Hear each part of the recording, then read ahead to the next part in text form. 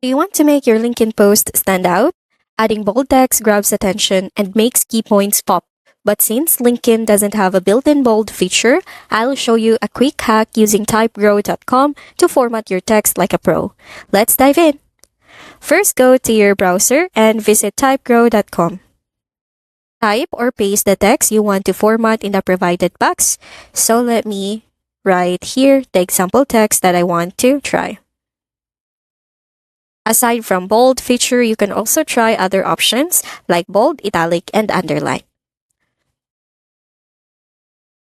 After you have your text pasted in the box, you can highlight or you need to highlight the text. So for example, for bold text, I want to highlight it and click the B icon to bold the text. For italic, I will highlight it again and select and click the italic icon. And it's the same for the underline. Now that I have already formatted them, I will click and highlight them all to copy them and paste them to LinkedIn. Now let's go back to LinkedIn and go to Post, paste the text, and click Post. And there you have it. All the format were copied as is. Bold text makes your post easier to read and more engaging.